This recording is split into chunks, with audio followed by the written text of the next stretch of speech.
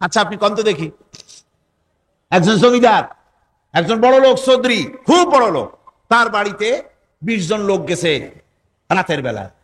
20 জন লোক গিয়ে মেহমান হইল। মেহমান হইয়া তারা বলতেছে, সাহেব আমরা তো মেহমান, আমি এক একজন এক এক রকমের খাবার চাইলো। একজনে বললো আমি হরিণ খাবো, আর একজনে কয় আমি মুরগি খাবো, আর একজনে বললো আমি খরগোশ খাবো, আর একজনে বললো আমি হাতি খাবো, আর একজনে বললো আমি ছাগল খাবো। 20 জন মানুষে 20 রকমের খাবার চাইলো। একজনে কয় বোয়াল মাছ খাবো, আর একজনে কয় রুই মাছ খাবো। 20 জনে 20 রকমের খাবার দাবি করলো। বলেন জমিদার তো বাড়ির জমিদারের বাপ, সেও কি পারবে 20 জনকে 20 রকমের খাবার পরিবেশন করতে?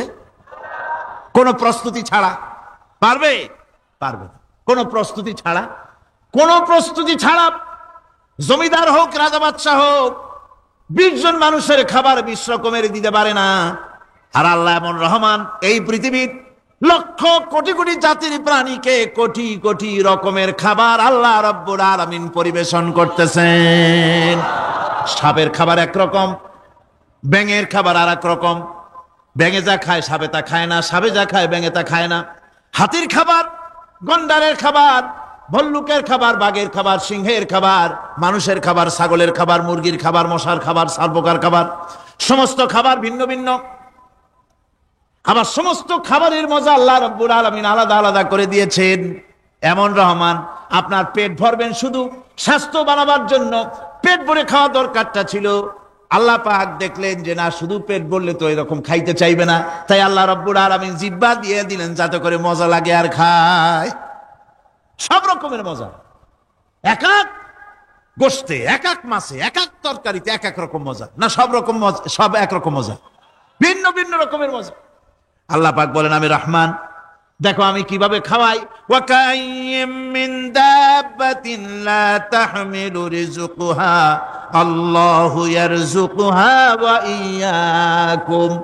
এই পৃথিবীতে এমন অনেক বিচরণশীল জীব আছে, যে প্রাণীরা নিজের জন্য কোনো সঞ্চয় করে না, সঞ্চয় করে শুধুমাত্র পৃথিবীর মানুষ।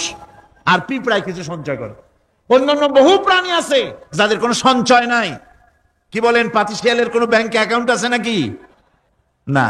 শীতের মৌসুমে পাতিশিয়াল আইসা ব্যাংকের ম্যানেজারকে বলে না যে কয়েকটা মুরগি আনছি, আমার নামে একটা অ্যাকাউন্ট ওপেন করেন, বৃষ্টির সময় আমি যেন ওগুলো উঠাইয়া পাইকারি দরে খাইতে পারি। ওর কোনো খাবার নাই, সঞ্চয় নাই। এ ধরনের পাখির সঞ্চয় নাই, পশুর সঞ্চয় নাই। মহান আল্লাহ রাব্বুল আলামিন তিনি বলছেন, সকাল বেলায় পাখি তার বাসা দিয়া ক্ষুধার্ত পেট নিয়ে পাখিগুলি উড়ে চলে যায়। সাপ তার গর্ত থেকে বের হয় খালি পেটে, পাতি শৃগাল খাঁটি পেট নিয়ে গর্ত থেকে বেরিয়ে যায়।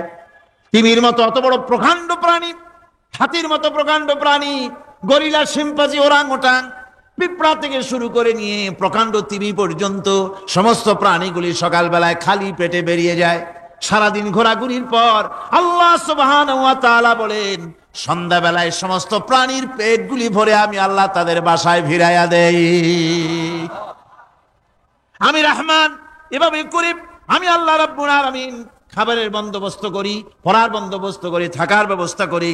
ইয়া আইয়ুহান নাসু যুকুরু নি'মাতাল্লাহি আলাইকুম হাল মিন খালিকিন গায়রুল্লাহ ইয়ারযুকুকুম মিনাস সামাই ওয়াল আরদ। ও পৃথিবীর মানুষেরা, ওই আল্লাহর স্মরণ করো, আল্লাহর নিয়ামতের শুকরিয়া আদায় করো যে আল্লাহ তোমাকে আকাশ থেকে, জমিন থেকে রিজিক দেন। ওই আল্লাহ ছাড়া আছে কি কেউ যে তোমাকে আকাশ থেকে রিজিক দেয়, জমিন থেকে রিজিক দেয়? লা ইলাহা ইল্লা হুয়া ফাআন্না তুফাকুন। ওই আল্লাহ ছাড়া কোনো ইলাহা নাই, কেন তোমরা বিভ্রান্ত হও? সেই আল্লাহর দিকে ফিরে আসো। আল্লাহ বলছেন, এভাবে আমি সমস্ত পৃথিবীর মানুষের রুজি রুটির বন্দোবস্ত করি, সমস্ত প্রাণীর রুজি রুটির ব্যবস্থা করি। আমি সেই রহমান। সুবহানাল্লাহ বিহামদি। ওয়া ইলাহুকুম ইলাহু ওয়াহিদ লা ইলাহা ইল্লা হুয়ার রাহমানুর রহিম। এই হচ্ছেন তোমাদের আল্লাহ। সুবহানাল্লাহ। আল্লাহ বলছেন, ওয়া ইলাহুকুম ইলাহু ওয়াহিদ, তিনি হচ্ছেন এক আল্লাহ। এক ইলাহ, যিনি ছাড়া কোনো ইলাহা নাই, তিনি হচ্ছেন রহমান। তিনি কি? রহমান। তিনি হচ্ছেন রহিম। তিনি তোমাদের সব কিছুর ব্যবস্থা করে দিয়ে থাকেন, কোনো জিনিস তোমাদেরকে বঞ্চিত করেন না। এই রহমান এমন রহমান যিনি তোমাদের সমস্ত নিয়ামত পূর্ণ করেন। আর রহমান এমন রহমান যে শুধু আপন আপন লোক দেখে তালাশ করে করে দেয় না, সকলকে দেয়। যারা নামাজ পড়ে তাদের দালান কোটা বেশি হয়, যারা তাহাজ্জুদ পড়ে তাদের ব্যাংকে টাকার অভাব নাই, যারা হজ করে যাকাত দেয় তারা টাকার জ্বালায়, পয়সা কড়ির জ্বালায় অস্থির। এরকম নাকি? না, বরং নামাজ রোজা হজ যাকাত যারা করে বেশি খাঁটি মুসলমান, তাদের অভাব অভিযোগ আরো বেশি। যাদের কাছে নামাজ নাই, রোজা নাই, আল্লাহ পরকালের চিন্তা নাই, তাদের টাকা পয়সা, সোনা দানা, জায়গা জমিন, সৌন্দর্য, সুখ আর আরো অনেক বেশি। বরং এদের কম। আপন লোকের চাইতে শত্রুকে বরং আল্লাহ পাক বেশি দেন। আপন লোক মানে যারা দিনদার, ইমানদার, পরহেজগার, নামাজি, এরা বরং কম পায়, ওরা বরং বেশি পায়। এমন কেউ নাই পৃথিবীতে শত্রুকে ডেকে বলবে আয় তোরেও দেই, কেউ নাই। একমাত্র আল্লাহ রব্বুল আলামিন যিনি সকলকে দেন। এই পৃথিবীর কোন মূল্য আল্লাহ রব্বুল আলামিনের কাছে নাই, একটা মশার দানার তুল্য মূল্য নাই। সেজন্য আল্লাহ পাক সকলকে নেয়ামত দেন, সকলকে ব্যবস্থা করেন। তাই এই কোরআন শরীফ আল্লাহ পাক তার মানুষের প্রতি এত দয়া মানুষের প্রতি, যে আল্লাহ পাকের দয়াটা কার? জোরে চিল্লায় এখন, দয়াটা কার? এত দয়া যে আল্লাহ পাকের মানুষের প্রতি রাস্তা চলার জন্য রাস্তা তৈরি করে দিলেন। পাহাড়ের ভিতরে মানুষ যেন হারায় না যায়, পাহাড়ের ভিতরে গিরিপথ বানালেন যিনি, মরুভূমির ভিতরে হারায় না যায় নিশানা বানালেন যিনি, সমুদ্রের ভিতরে রাতের আধারে যেন গভীর সমুদ্রে হারায় না যায়, সেজন্য মহাশূন্যের ভিতরে তারকা প্রদীপ জ্বালায়া পথের নির্দেশনা দিয়ে দিলেন যিনি, এত ব্যবস্থাপনা যিনি করলেন, সে আল্লাহ রাব্বুল আলামিন মানুষের জন্য এই পৃথিবীতে ব্যক্তি, পরিবার, সমাজ ও রাষ্ট্রে, আন্তর্জাতিক জীবনে, স্বরাষ্ট্রনীতি, পররাষ্ট্রনীতি, শিক্ষানীতি, যুদ্ধনীতি, বন্দিনীতি, তার জীবনের সমস্ত নীতিমালার ব্যাপারে আল্লাহ রাব্বুল আলামিন বুঝি কোনো দিকদর্শন দেন নাই। দিয়েছেন কিনা? সুতরাং রহমানের দাবি হচ্ছে, আল্লাহর রহমানিয়তের দাবি হচ্ছে বান্দার জন্য কোরআন শিক্ষা দেওয়া। যত শিক্ষা আল্লাহ দিয়েছেন, যত দয়া আল্লাহ বান্দাকে করেছেন, সবচাইতে বড় দয়া কোরআন শিক্ষা দেওয়া। জোরে কোন সুবহানাল্লাহ। যত দয়া, যত নিয়ামত, যত রহমত আল্লাহ বান্দাকে করেছেন, তার মধ্যে শ্রেষ্ঠ রহমত, শ্রেষ্ঠ দয়া, শ্রেষ্ঠ করুণা মানুষের জন্য, আল্লাহর এই পৃথিবীর মানুষের জন্য সবচাইতে শ্রেষ্ঠ দয়া কি? জোরে বলেন কি? কোরআনের শিক্ষাই হচ্ছে আল্লাহ পাকের এই মানুষের জন্য সর্বশ্রেষ্ঠ দয়া।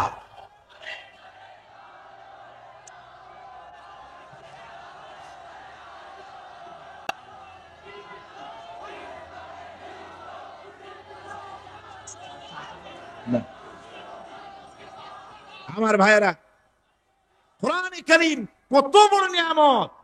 আর রহমানু আল্লামাল কোরআন। এতক্ষণ যেই রহমানের দয়ার কথা বললাম, সেই রহমান কোরআন শিখাইছেন। সুবহানাল্লাহ। আল্লাহ পাক বলেন, দেখুন আমার রহমত এভাবে করে আমি পানি দিলাম, বৃষ্টি দিলাম, এবার গাছ উঠলো, বীজ বপন করছিলাম, গাছ উঠলো। আনতুম আনশাতুম শাজারাতাহা আম নাহনুল মুনশিউন। মাটি থেকে এই গাছকে কে উদ্গত করে দিল? হয় বেটা, কে দিল? তুমি দিছো না আমি দিয়েছি? কে দিয়েছে? জোরে কর, জোরে চিল্লা এখন, কে দিল? আল্লাহ পাক বলেন, গাছ উদ্গত করে দিলাম, গাছ এবার বড় হলো। এই গাছ আল্লাহ রাব্বুল আলামিন এই গাছ তৈরি করলেন। এই গাছ শুধু আপনার জ্বালানি দেয় না, গাছ শুধু ফল দেয় না, এই গাছ মানুষের জন্য, গাছ হচ্ছে বন্ধু। মানুষের জন্য গাছ কি? জোরে কোন কি? বন্ধু। সেই বন্ধুরে জন্মের কাটা কাটবেন নাকি? এই গাছ তৈরি হচ্ছে। গাছ বন্ধু কি করে?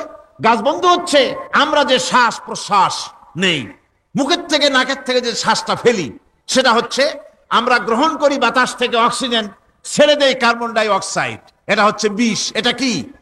আমরা নিলাম পরিশুদ্ধ অক্সিজেন, নিলাম, ছেড়ে দিলাম এটাকে বিষ করে, এই বিষটা ছড়িয়ে গেল। এখন এই বিষ যদি আল্লাহ পরিশুদ্ধ করার কোন ফ্যাক্টরি না বানাতেন, তাহলে পৃথিবীর সমস্ত প্রাণী মরে যেত। সুবহানাল্লাহ কইতে ইচ্ছে করে না? আল্লাহ পাক কি ব্যবস্থাটা করলেন! কোন দুনিয়ায় ফ্যাক্টরি নাই মানুষ যে বিষাক্ত করে দেয় আবহাওয়াকে, সেটাকে রিফাইন করার ব্যবস্থা মানুষের কাছে নাই। আল্লাহ ব্যবস্থা করেছেন কি? আল্লাহ পাক গাছ বানায় দিলেন, গাছের সবুজ শ্যামল রং, ঘাসের সবুজ শ্যামল রং, তার খাদ্য হতেছে আপনি যেটা ছেড়ে দেন, আপনার জন্য যেটা বিষ সেটা হচ্ছে তার জন্য খাদ্য। কার্বন ডাই অক্সাইড গাছ টেনে নেয়, সারা রাত টানতে থাকে অক্সিজেন থেকে, বাতাস থেকে সারা রাত টানতে থাকে কার্বন ডাই অক্সাইড, খাবার হিসাবে সে টেনে নেয়। আর দিনের বেলা যখন রোদ ওঠে, সূর্যের উত্তাপ আর গাছের সবুজ রং দুটোতে মিলে এক প্রকারের রন্ধন ক্রিয়া হয়, রাঁধা হয়। সেই রান্নার মাধ্যমে গাছের ভিতর থেকে গাছ আবার অক্সিজেন মানুষের জন্য, প্রাণীর জন্য ছেড়ে দেয়। সুবহানাল্লাহ। তো গাছ আপনার জন্য বন্ধু, একদিকে গাছ আপনার এই কাজ করলো, ফার্নিচার বানাইলো, ছায়া দিল, ফল দিল। আল্লাহ পাক বলেন এই গাছগুলি কে তৈরি করলো? মিয়া তুমি করছো না আমি করছি, আমি আমার রহমত দিয়ে তোমারে গাছ বানাই দিলাম। এরপরে ফসল দিলাম, ফসল হলো, তোমার তরি তরকারি হলো, সবকিছু তোমার হয়ে গেল। এবার ফসল দেখা মানুষে যখন দেখে জমিনে বড় বড় ধানের গোছা হয়েছে, মোটা মোটা ধানের গোছা হয়েছে, মোছে তখন তেল মাখে আর নতুন নতুন গানের আয়োজন করে। এবার ফসল বেশি হয়েছে, গান, থিয়েটার, বাজনা, গুনাগার বিবি, কত রকমের গানের ব্যবস্থা করে ফেলে। জমিনে ফসল আর মোছে তেল মাখে আনন্দে। আল্লাহ রাব্বুল আলামিন বলেন লাউ নাশাউ লাজআলনাহু হুতামান ফাযানতুম তাফাক্কাহুন। আমি যদি ইচ্ছে করি তোমার জমিনের সমস্ত ফসলটাকে আমি সম্পূর্ণ কুটায় পরিণত করে দিতে পারি, তুষে পরিণত করে দিতে পারি। পারেন না? ধানের ভিতরে আল্লাহ যদি চাউল না দেন তাহলে সব তুষ হয়ে যাবে না? তখন কি করবেন আপনারা? কি করবেন কোন? বাংলাদেশ তখন হরতালের দেশ। যখন আপনি দেখলেন যে জমিনে ধানে এবার সব তুষ হইছে, তখন আল্লাহর বিরুদ্ধে হরতাল করেন। লাভ হবে কিছু? লাভ হবে? আল্লাহর বিরুদ্ধে আপনারা অনশন ধর্মঘট করেন, লাভ হবে কিছু? কোনো লাভ হবে না। আল্লাহ রাব্বুল আলামিন বলেন কোনো লাভ হবে না, বরং তোমরা তখন বলবে ইন্না লামুগরামুন বাল নাহনু মাহরুমুন। কপালে তখন আঘাত করবে, পরাঘাত করতে থাকবে আর বলবে যে আরে কপাল পোড়া হয়ে গেলাম, হতভাগ্য হয়ে গেলাম, বঞ্চিত হয়ে গেলাম, আল্লাহর রহমত থেকে সর্বনাশ হয়ে গেল। তখন কপালে আঘাত করা ছাড়া আর কিছুই করতে পারবে না। আল্লাহর বিরুদ্ধে মিছিল চলে না, সমাবেশ চলে না, বিক্ষোভ চলে না, হরতাল চলে না। মহান আল্লাহ রাব্বুল আলামিন বলছেন দেখো এইভাবে করে তোমার ফসলের ব্যবস্থা আমি আল্লাহ করেছি। আমি রহমান, আমি আল্লাহ পাক কি এমন রহমান। আজ জমিনে ফসল বৃদ্ধির জন্য ইউরিয়া, সুপার সালফেট, সালফার সারের ব্যবস্থা হয়েছে, নানান জাতের সারের ব্যবস্থা হয়েছে। যখন এই সার মানুষ তৈরি করতে শেখে নাই, আবহমান কাল থেকে এই জমিনের জন্য সারের ব্যবস্থা কে করেছেন? জোরে কোন? আল্লাহ পাক বলেন আমিন আয়াতিহি আইয়ুরিকুমুল বারকা খাউফান ওয়া তামাম। আমার অসংখ্য নিদর্শনাবলীর মধ্যে এটাও একটি নিদর্শন যে আকাশে বিদ্যুৎ চমকে মেঘের গর্জন হয়। এই যে বিদ্যুৎ চমকে গর্জন হয়, এর মধ্যে রয়েছে মানুষের জন্য ভীতি এবং আশা। তারা ভয় পায় আর এর মধ্যে আশাও রয়েছে। আশাটা কি? আশা হচ্ছে এই যে বিদ্যুৎ যে বছর যত বেশি চমকায় মেঘে, সে বছর জমিনে ফসল তত বেশি বাড়ে। কৃষিবিদরা বলেছেন বিদ্যুৎ যত বেশি চমকায় জমিনের ফসল তত বেশি বাড়ে। সুবহানাল্লাহি বিহামদিহি। এর একটা সিস্টেম আছে, সেই সিস্টেম অনুযায়ী আল্লাহ জমিনে ফসল বাড়ায় দিলেন। আল্লাহ ফসল দিলেন। এবার আপনার আল্লাহ পাক বলছেন দেখো ফসল দিলাম, ধান হলো, চাউল হলো, মাছ হলো, গোশ হলো, সব হয়ে গেছে, এখন তুমি খাবে। রান্না বান্না হয়ে গেল, রহমত আমার দেখো, আমার রহমতটা দেখো। এ কোরআন শিখাইছেন সেই আল্লাহ রাব্বুল আলামিন যার নাম রহমান। জোরে বলেন তার নাম কি? রহমান। চাউল হয়ে গেছে, চাউল তো শুধু ভর্তা বানায় খাওয়া যাবে না, ভাত হয়েছে, আটা দিয়া রুটি তৈরি হয়েছে, কি দিয়া খাবেন? আল্লাহ রাব্বুল আলামিন আপনার পুকুরের ভিতরে মাছ দিয়া দিলেন, জন্তু জানোয়ার দিলেন, চার পায়া জানোয়ারের গোশত হালাল করে দিলেন, পাখির মাংস আল্লাহ রাব্বুল আলামিন হালাল করে দিলেন। এখন মাছ হলো, গোশ হলো। মাছ আর গোশ সিদ্ধ করে খাওয়া যাবে? জোরে বলেন যাবে? যাবে না। তার গন্ধ নষ্ট করতে হবে আর সুঘ্রাণ সৃষ্টি করতে হবে। এই গন্ধ নষ্ট করে সুঘ্রাণ সৃষ্টি করার জন্য লবঙ্গ তৈরি করলেন কে? কথা কন না কেন? এলাচি কার? দারচিনি কার? লবণ কার, মরিচ কার, হলুদ কার, পিঁয়াজ কার? সুবহানাল্লাহ বিহামদিহি। এত নিয়ামত আল্লাহ রাব্বুল আলামিন বলেন, ওয়া ইন তাউদ্দু নি'মাতাল্লাহি লা তুহসুহা। আমার নিয়ামত গণনা করে করে আমার নিয়ামত গুণে শেষ করতে পারবে না, এত নিয়ামত আমি দান করেছি। এরপরে তরি তরকারি হলো, মাছ গোশ খেতে খেতে অস্থির হয়ে যাবে, তারপরে তরি তরকারি দিলাম, শাক সবজি দিলাম, সবকিছু আমি আল্লাহ রাব্বুল আলামিন দিয়েছি। আমার নাম রহমান, তোমার সমস্ত প্রয়োজন আমি দিয়েছি, মিটাই দিয়েছি। এবার তরি তরকারি হলো, আর মানুষ তরি তরকারি খাইলো, আল্লাহ শুকর আদায় করলো না। শুকর আদায় করে? করে না।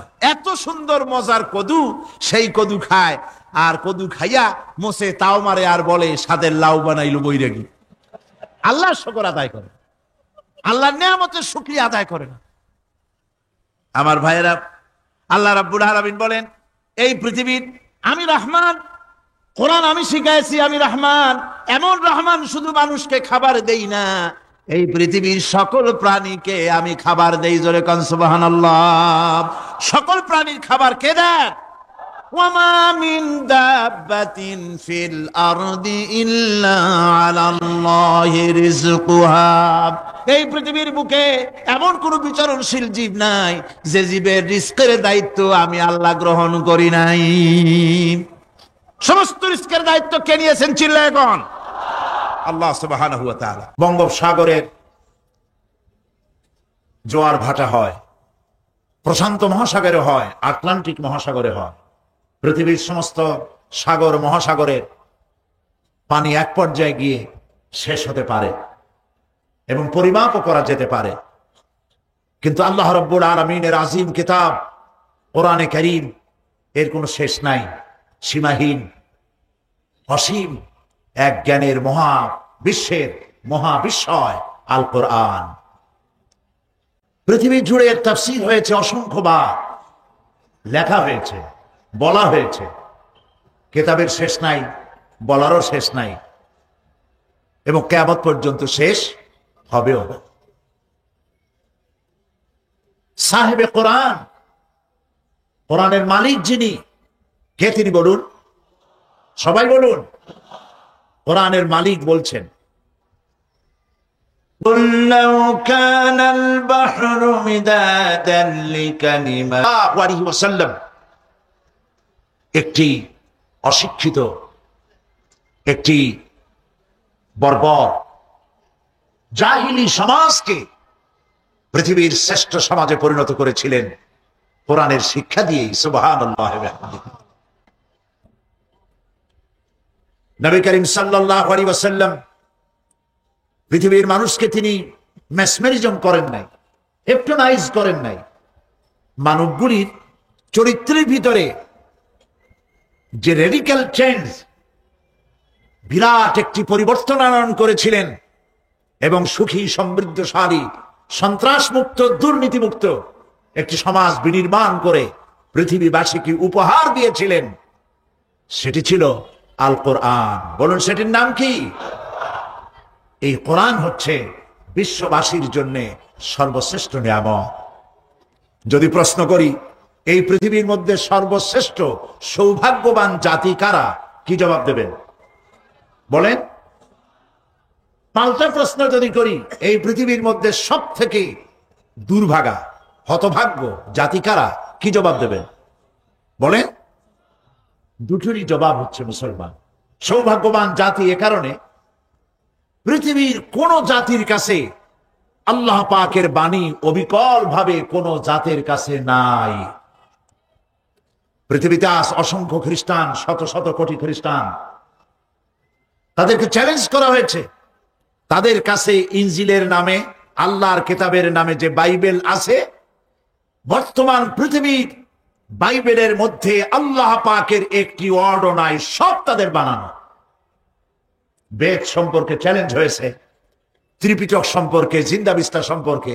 এক কথায় বিশ্বের বুকে আল্লাহ পাকের অবিকল বাণী কোন জাতির কাছে নাই, আছে মুসলমানদের কাছে। এটার নাম কি? কোরআন। সবগুলি তারমিম, তাহরিফ হয়েছে, কারণ এগুলির প্রয়োজন নাই। নবী করিম সাল্লাল্লাহু আলাইহি সাল্লাম পৃথিবীতে আসার পর সমস্ত কিতাবের শরিয়াত কাট করে দেওয়া হয়েছে, এগুলির আর প্রয়োজন নাই। নবুয়ত শেষ, তাদের শরীয়ত শেষ। শুরু হয়েছে নবী মুহাম্মদ রাসূলুল্লাহ সাল্লাল্লাহু আলাইহি সাল্লামের নবুয়ত। তারপরে আর নবী নাই, কোরআনের পরে আর কোনো কিতাব নাই, মুসলমানদের পরে আর কোনো উম্মত নাই। সুবহানাল্লাহ বলে প্রয়োজন নাই বলে সেগুলি শেষ হয়ে গিয়েছে। আর এটির হেফাজতের দায়িত্ব নিয়েছেন কে? বলেন সবাই।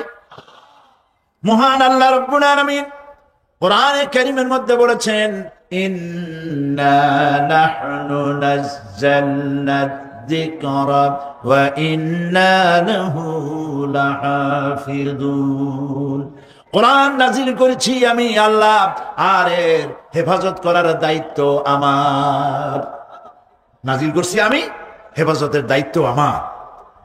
যেহেতু আল্লাহর কথা পৃথিবীতে আর একটি বর্ণ পৃথিবীর মানুষের জন্য আল্লাহর পক্ষ থেকে আসার কোনো জরুরত নাই। যা বলার বলা হয়ে গেছে। সুবহানাল্লাহ বলে। এই জন্যে কোরআনের আল্লাহর এই বাণী আমাদের কাছে আছে, এজন্য আমরা সৌভাগ্যবান। আর হতভাগ্য এই কারণে, কোরআনের মতো একখানা বিশাল কিতাব আল্লাহর বাণী দিয়া ভরা, একটি শব্দ মানুষের নাই এর মধ্যে। সেই কোরআন থেকে আমরা আমাদের ভাগ্য বদলাইতে পারলাম না। এই কথা আমি মনে হয় এই মঞ্চে একাধিকবার বলেছি, আপনাদের স্মরণের জন্য আবার বলি। এই কোরআন শরীফ আমাদের ঘরে থাকে কাপড় দিয়ে পেঁচানো, থাকে না? কথা না বললে বুঝি কি থাকে। সেই কাপড়টা যদি পড়ে যায় কোথাও, আর যদি পা লাগে, তাহলে আমাদের মধ্যে একটা অপরাধ বোধের সৃষ্টি হয় কিনা? মনে হয় যেন একটা গুনাহ করে ফেলেছি, তাড়াতাড়ি উঠাইয়া চুমা খাই, বুকে লাগাই। এটা ঠিক কিনা? যদিও এটা এরকম বলা হয় না যেরকম করা লাগবে, কিন্তু আমরা করি, আদবের কারণেই করি, ঠিক না? আমরা করি। এটা তো এক টুকরা কাপড়, যেমন এই টেবিলের উপর এক টুকরা কাপড়, আমার গায়ে কাপড়, আমার পায়েও কাপড় জড়ানো, তার মানে মোজা একটা পায়ে আছে, আমার পরনেও কাপড় আছে। এইসব কাপড়ে পাও যদি লাগে আর পাড়াইও যায়, শরীর একটু শিউরে ওঠে না, ঠিক কিনা? কিন্তু ওই কাপড় টুকরা যেটি কোরআনের সাথে জড়ানো ছিল, পা লাগলে শিউরে উঠি আর বুঝি একটা বড় অপরাধ করে ফেলেছি, উঠাইয়া চুমা দেই। কারণ হচ্ছে ওটাও কাপড়, এটাও কাপড়, সেটাও কাপড়। এই কাপড় টুকুর যেটাই পাও লাগলে পরে শিউরে উঠি, এই কাপড় টুকরা আল্লাহর কিতাবের সাথে কয়েকদিন জড়ানো ছিল। কয়েকদিন জড়ানো থাকার কারণে কাপড় টুকরার মর্যাদা বেড়ে গেল, আর যার জন্য কোরআন নাজিল হলো তার মর্যাদা বাড়লো না। এটাই হলো নির্মম সত্য কথা, নির্মম বাস্তবতা। আমি হযরত মাওলানা লুৎফর রহমান সাহেবের বক্তব্য আমি খুব পছন্দ করি। আমি যাদের বক্তৃতা পছন্দ করি তাদের মধ্যে তিনি একজন। আমি শুনতেছিলাম পথে আসতে আসতে তিনি কি বলতেছিলেন, আমি ওনার সাবজেক্ট বুঝে ফেলছিলাম। আজ যদি আমরা মার খেয়ে থাকি, মারের জন্য যদি প্রস্তুতি নিয়ে থাকি, তার একমাত্র কারণ কোরআনের থেকে আমার সম্পর্ক ডিটাচ হয়ে গিয়েছে। কোরআনের সাথে সম্পর্ক যতটা গড়ার ছিল গড়তে পারি নাই। এরপরে আবার শুরু হয়েছে ইসলাম এবং কোরআন সম্পর্কে অজ্ঞতা এবং বিদ্বেষ থাকার কারণে এক শ্রেণীর বুদ্ধিজীবীরা কোরআন সম্পর্কে বিভ্রান্তি ছড়ায়, মুসলমানদের সম্পর্কে বিভ্রান্তি ছড়ায়, ইসলাম সম্পর্কে অপপ্রচার চালায়। তারা কি বলে? তারা বলে মুসলমানরা হলো ধর্মান্ধ, আর ইসলাম এর ইতিহাস থেকে আসে রক্তের গন্ধ। নওজুবিল্লাহ বলে, এর ইতিহাস থেকে নাকি রক্তের গন্ধ আসে। আর মুসলমানরা হচ্ছে ধর্মান্ধ, এরা হচ্ছে মৌলবাদ। এইসব কথা তারা বলে বেড়ায়, অথচ তারা জানে না যে এই কোরআনের কারণেই, কোরআনের শিক্ষার কারণেই মুসলমান যেখানে বেশি, শান্তি সেখানেই বেশি। এ কথাটা কি আপনারা মানবেন? যে দেশে মুসলমান বেশি, সেই দেশে পৃথিবীর অন্যান্য দেশের চাইতে সেই সব দেশে শান্তি বেশি।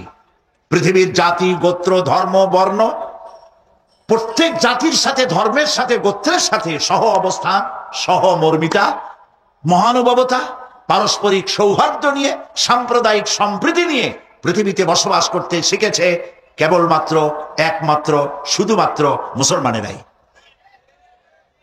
ঠিক আসতে বলেছেন, জোরে বলতে পারেন নাই।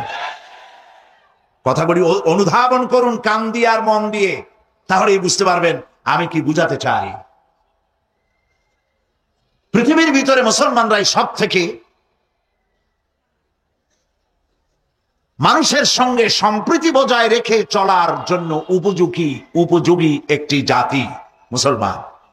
একটি প্রমাণ দেই, প্রমাণ দিলে মানুষ বুঝতে মানুষের জন্য সহজ হয়, ঠিক কিনা? আমাদেরকে বলা হয় মুসলমান নাকি ইসলাম নাকি সাম্প্রদায়িক। তারা বুঝাতে চায় ইসলাম হলো সাম্প্রদায়িক।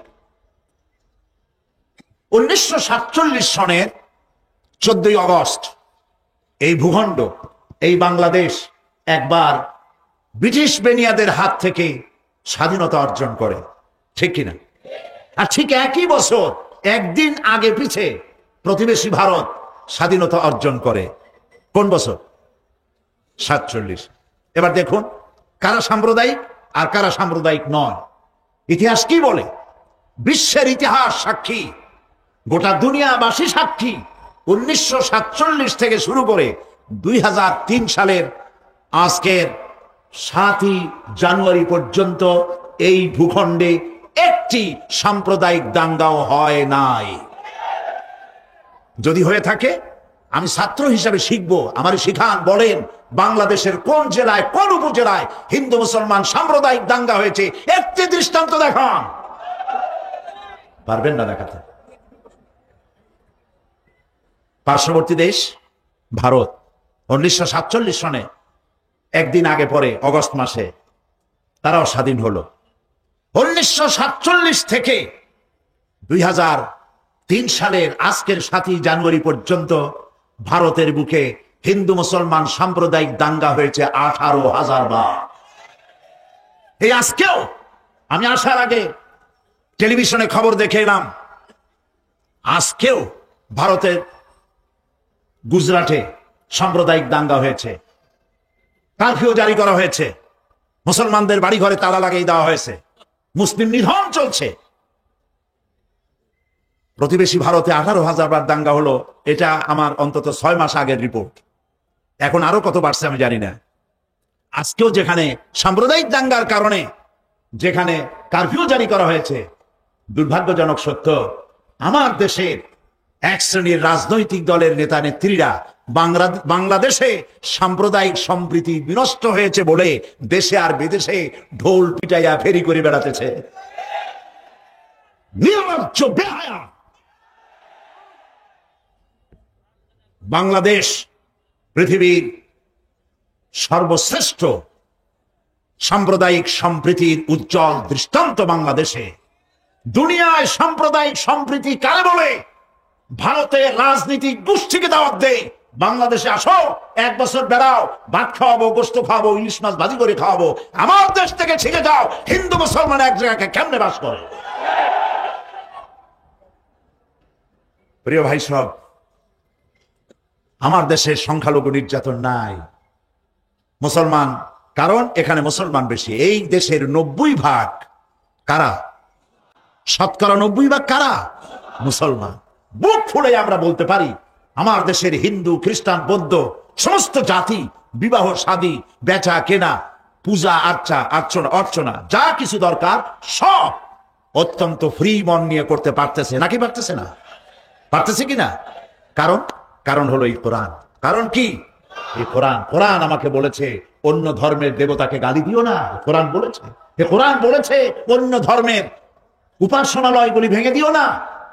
ওরা মসজিদগুলি ভেঙে মন্দির বানাইছে, বাংলাদেশে একটি মন্দির ভেঙেও মসজিদ বানানো হয় না। সুবহানাল্লাহ বলতে ইচ্ছে করে না? আলহামদুলিল্লাহ বলতে ইচ্ছে করে না? প্রিয় ভাই সব, এই হচ্ছে সেই কোরআন। এই কোরআন যদি আমরা বুঝতাম আর পড়তাম তাহলে আমাদের দুর্দশাটা এত বাড়তো না। মূল সমস্যা কি জানেন? মূল সমস্যা হলো রাজনীতিকরা, যারা রাজনীতি করেন এবং যারা বুদ্ধিজীবী, বুদ্ধির জ্বালায় মাথার চুল টুল সব শেষ। এই বুদ্ধিজীবীরা, রাজনীতিকরা, কলামিস্ট, তারপরে নাট্যশিল্পী, নাট্যকর্মী, কবি, সাংবাদিক সব পড়ে রবীন্দ্রনাথের একটা কথাও এমন নাই যা মুখস্থ করে নাই, শরতের একটা গল্পের বই নাই যা তারা পড়ে নাই, নিহার রঞ্জন দ্বিজেন্দ্র লালের এমন একটা বই নাই যা তারা পড়ে নাই। কিন্তু দুর্ভাগ্য, মুসলমান নামের কলঙ্ক এই রাজনীতিবিদ আর বুদ্ধিজীবী আর কলামিস্টদের। আল্লাহ কোরআন পড়তে জানে না, কোরআন পড়তেও জানে না, কোরআন বুঝতেও চেষ্টা করে না, মনে করে এটা একটা ধর্মগ্রন্থ। বেদোজা বেদোজা এটাও তাই। বলেন নাউজুবিল্লাহ, নাউজুবিল্লাহ। এই অবস্থার পরিবর্তন হতে পারে যদি আমার দেশের শিক্ষিত লোকেরা, পেশাজীবী লোকেরা, রাজনীতিকরা, অন্তত যারা মুসলমান বলে দাবি করেন, তাদেরকে কোরআন পড়তে হবে, বুঝতে হবে, শিখতে হবে। তাহলেই এই সমস্যার সমাধান হবে। নিজের জাতকে শত্রু মনে হবে না। কোরআন না জানার কারণে আশিদ্দাউ আলাল কুফার রুহামাউ বাইনাহুম, মুসলমান হচ্ছে ওরা যারা নিজেরা পরস্পরের প্রতি দয়া এবং করুণায় শিখত, আর কাফেরদের ব্যাপারে বজ্র কঠোর। কিন্তু কোরআন না জানার কারণে এরা হয়েছে আশিদ্দাউ বাইনাহুম রুহামাউ আলাল কুফার। নিজেদের ব্যাপারে মুসলমানের নাম শুনলে গা জ্বলে ওঠে, আলেমদের নাম শুনলে পায়ের রক্ত মাথায় গিয়ে ওঠে। নিজেদের মধ্যে হাজার সন্ত্রাসী থুইয়া সাইফুল হাদিসরে খুনের আসামি বানাইয়া জেলখানায় ঢুকায়, কোরআন না জানার কারণে। অন্যদেরকে ভালো লাগে, বুদ্ধিজীবী, কলামিস্ট, নামাজ নাই, রোজা নাই, আল্লাহ নাই, পরকাল নাই, ইসলামকে বরদাস্ত করতে পারে না, এগুলি কলিজার টুকরা। আর আলেমদের দেখলে গাটা জ্বলে ওঠে। আছে না এমন? এই অবস্থার পরিবর্তন শুরু করছি। عما يتساءلون عن النبأ العظيم الذي هم فيه مختلفون كلا سيعلمون ثم كلا سيعلمون ألم نجعل الأرض مهادا والجبال أوتادا وخلقناكم أزواجا وجعلنا نومكم سباتا وجعلنا الليل لباسا وجعلنا النهار معاشا وبنينا فوقكم سبعا شدادا وجعلنا سراجا وهاجا وأنزلنا من المعصرات ماء سجاجا لنخرج به حبا ونباتا وجنات ألفافا صدق الله العظيم। গতকাল আমরা সুম্মা কাল্লা সায়ালামুন এই পর্যন্ত আলোচনা করেছিলাম, মনে আছে নিশ্চয়ই আপনাদের। অর্থাৎ পরকাল সম্পর্কে কাফেরেরা যে প্রশ্ন তুলতো, যেটা একটা অসম্ভব, এটা হইতে পারে না, মরে যাব, গলে যাব, মাটির সাথে মিশে যাব, এরপর আমাদেরকে আবার চিন্তা করা হবে, এইটা বুদ্ধি বহির্ভূত, এটা আমরা বিশ্বাস করি না। তো আমি গতকাল আপনাদের সামনে বলেছিলাম যে আল্লাহ পাক লাঠি দিয়ে পিটাইয়া, ঘাড় মটকাইয়া কোনো জিনিস বুঝাতে চান না। অবশ্য তার তা ক্ষমতা আছে, কিন্তু তিনি তা করেন না। তিনি মানুষকে যুক্তি দিয়ে বুঝাতে চান, এবং কোরআন শরীফ অসংখ্য যুক্তি আল্লাহ পাক দিয়েছেন। এমনকি আল্লাহ পাক বলেছেন মশা মাছির মতো ক্ষুদ্র প্রাণীর দৃষ্টান্ত দিতেও আল্লাহ পাক শরমান না। সুবহানাল্লাহ। এখন গতকাল আমি বলেছিলাম যে সমস্ত দৃষ্টান্তের কথা কোরআন থেকে, সেই সব দৃষ্টান্তগুলি ছিল অনেকগুলি দেখা যায় না। আমি আজকে যে আয়াতগুলি তেলাওয়াত করেছি, এই আয়াতগুলির মধ্যে দেখা দৃষ্টান্তগুলি, আল্লাহ চোখে দেখা দৃষ্টান্তগুলিকে আঙ্গুল দিয়ে দেখাচ্ছেন যে দেখো, এইগুলি যে আল্লাহর পক্ষে সম্ভব, তিনি তোমাকে মৃত্যুর পরে জিন্দা করাও তার জন্য সম্ভব। সেজন্য তিনি বলছেন ألم نجعل الأرض مهادا والجبال أوتادا। এটা কি সত্য কথা নয় যে আমি তোমাদের জন্য এই পৃথিবীকে একটি বিছানা হিসেবে বানিয়ে দিয়েছি, আর এই পৃথিবীর উপরে পাহাড়গুলি দিয়ে পেরেকের মতো পাহাড়গুলিকে প্রথিত করে দিয়েছি। ওয়া খালাকনাকুম আজওয়াজা, এবং পৃথিবীর মানব বংশ অথবা যে কোনো প্রাণী এবং জন্তুর বংশ বৃদ্ধির জন্য তোমাদের স্ত্রী জাতীয় এবং পুরুষ জাতীয় জোড়ায় জোড়ায় সৃষ্টি করেছি। ওয়াজআলনা নাওমাকুম সুবাতা, আর তোমাদের জন্য তোমাদের ঘুমকে শান্তির বাহন করেছি। ওয়াজআলনা লাইলা লিবাসা, আর রাতকে করেছি আবরণ অথবা আচ্ছাদন। ওয়াজআলনা নাহারা মাআশা, আর রুজি কামাবার জন্য দিনটাকে করেছি আলোকোজ্জ্বল। ওয়া বানাইনা ফাওকাকুম সাবআন শিদাদা, আর তোমাদের উপরে 7টি মজবুত আকাশ স্থাপন করেছি। ওয়াজআলনা সিরাজাম ওয়াহাজা, আর তাতে একটি অতি উত্তপ্ত অতি উজ্জ্বল একটি বাতি সৃষ্টি করেছি। ওয়ানজালনা মিনাল মুসিরাতি মাআন সাজ্জাজা, এবং উর্ধ্ব দেশ থেকে অবিশ্রান্ত বিরাম ভাবে বৃষ্টি বর্ষণ করি। কেন? লিনুখরিজা বিহি হাব্বান ওয়া নাবাতা, যাতে করে শস্য, শাক, সবজি, উদ্ভিদ আর নিবিড় বাগান সৃষ্টি করতে পারি। আল্লাহ পাক বলছেন, দেখো এই পৃথিবীটাকে, এই জমিনটাকে একটি বিছানা হিসাবে আমি বিছায় দিয়েছি, শান্তিময় আবাস ভূমিতে পরিণত করে দিয়েছি এই পৃথিবীটাকে। আল্লাহ পাক বলছেন, الذي جعل لكم الأرض مهدا وجعل لكم فيها سبلا لعلكم تهتدون, যিনি পৃথিবীকে তোমাদের জন্য দোলনা বানিয়ে দিয়েছেন আর সেখানে তোমাদের জন্য রাস্তা তৈরি করে দিয়েছেন যাতে তোমরা গন্তব্য খুঁজে পাও। সূরা নাবার মধ্যে আল্লাহ পাক পৃথিবীকে বলেছেন বিছানা, আর সূরা আয-যুখরুফের মধ্যে বলেছেন দোলনা। পৃথিবীটাকে আল্লাহ কি বললেন? দোলনা। দোলনার মধ্যে শিশু যেমন শান্তিতে ঘুমায় থাকে, এই পৃথিবীটাকে তোমার জন্য শান্তিতে ঘুমাবার জন্য, চলাফেরা করার জন্য আমি এই পৃথিবীকে শান্ত করে দিয়েছি। সুবহানাল্লাহ।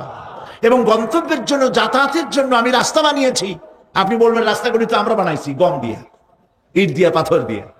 হ্যাঁ, আপনি বানাতে পারেন, রাস্তা আপনি বানাতে পারেন, কিন্তু যখন আপনারা কেউ বানান নাই তখন এই পথগুলি আল্লাহরই বানানো ছিল। বিশেষ করে পাহাড়িয়া এলাকায়, পাহাড়িয়া এলাকায় কোন গভর্নমেন্ট গিরিপথ তৈরি করেছে বলেন তো দেখি? কে বানিয়েছে? আল্লাহ পাক তৈরি করেছেন। এই পথ তৈরি করেছে যাতে তোমরা তোমাদের গন্তব্যে পৌঁছতে পারো। মহা শূন্যে ভাসমান এই পৃথিবী, এই পৃথিবীটাকে আল্লাহ পাক আরামের জায়গা বানিয়েছেন, অথচ এই পৃথিবীর মধ্যে আছে কি তা কি আমরা জানি? এই পৃথিবী নামক গ্রহটি, এটি প্রতি ঘন্টায় 66,600 মাইল বেগে পৃথিবীটা ছুটে চলছে, বন্দুকের গুলির মতো। প্রতি ঘন্টায় 66,600 মাইল গতিবেগে পৃথিবী ছুটছে। এর অভ্যন্তরে আছে আগুন, এর মধ্যে আছে পাথর। এই এমন মারাত্মক আগুন এই পৃথিবীর পেটের মধ্যে রয়েছে যে আগুন পাথরগুলো পুড়িয়ে লাভায় পরিণত করে দেয় এবং তা উৎকিরণ করে আগ্নেয় আকারে, আগ্নেয়গিরির আকারে উপচে পড়ে। এই পৃথিবীর মধ্যে এরকম আগুন আছে। সূরা ফাতিহার তাফসিরে আমি আপনাদের সামনে আলোচনা করেছিলাম, মনে না থাকার কথা। আল্লাহ পাক বলেছেন আলহামদুলিল্লাহি রাব্বিল আলামিন। কি বলেছেন বলুন তো? আলহামদুলিল্লাহি রাব্বিল আলামিন। আলামিন আলমের বহুবচন।